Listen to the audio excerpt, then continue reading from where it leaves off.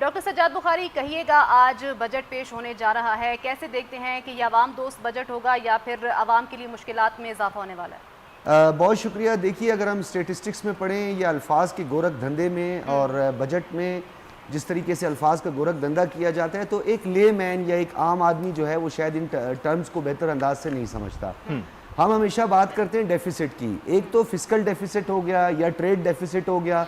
इसको तो आप किसी ना किसी तरह अचीव कर लेते हैं, लेकिन जो ट्रस्ट डेफिसिट है उसको आप कैसे ख़त्म करेंगे? यानी आप एग्रो बेस्ड इकॉनमी होने के बावजूद आपके वज़ीर ख़जाना जब तकरीर करते हैं तो वो ये कहते हैं कि हमारी एग्रीकल्चर ग्रोथ जो है वो डिक्रीज़ हुई है। आप कह रहे हैं कि हमारा जो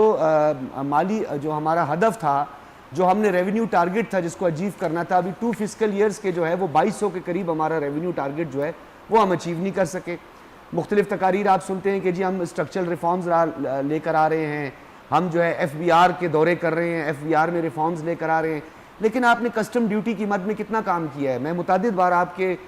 सच टीवी पे भी ये बात कर चुका हूँ कि आपने वो लूप होल्स पे काम क्यों नहीं किया जहाँ पे आपका जो रेवेन्यू स्टक पड़ा हुआ है। आपने क्यों अभी तक जो है कस्टम ड्यूटी की मद में, जो कि सबसे ज़्यादा रेवेन्यू जनरेट करता है, जो आपकी बैकबोन है, उस पर आपने उस तरह काम क्यों नहीं किया? उसमें आप रिफॉर्म्स अभी तक क्यों नहीं लेकर आए?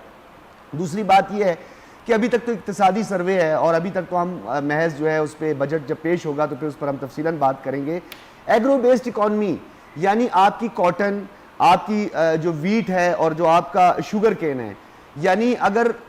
इसमें आपको इंपोर्ट करना पड़ जाए तो फिर आप मुझे ये बताएं कि आपकी ग्रोथ कैसे होगी, आपका बजट का जो डेफिसिट है वो कैसे पूरा होगा। और दूसरी बात यहाँ पे बड़ी एक इंपॉर्टेंट बात है कि PSTP पे कट लगाया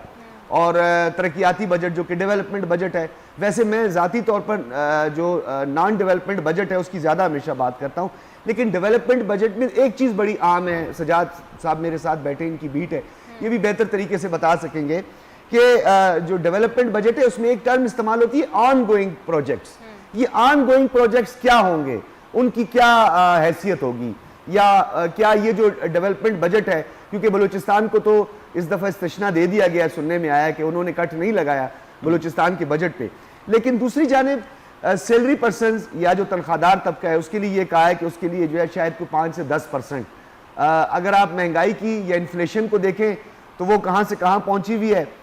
डॉलर की फ्लक्चुएशन को देख लें, और यहाँ पे अगर आप तनख्वाहदार तबके का 10 से 15% या पेंशनर्स का बढ़ा देते हैं तो फिर उसका तकाबली जायज़ा ले लेते हैं कंपैरेटिवली, कि आप कंपैरिजन कर लें कि महंगाई की शरह कितनी है और आप तनख्वाहदार तबके को आप कितना फैसिलिटेट करें।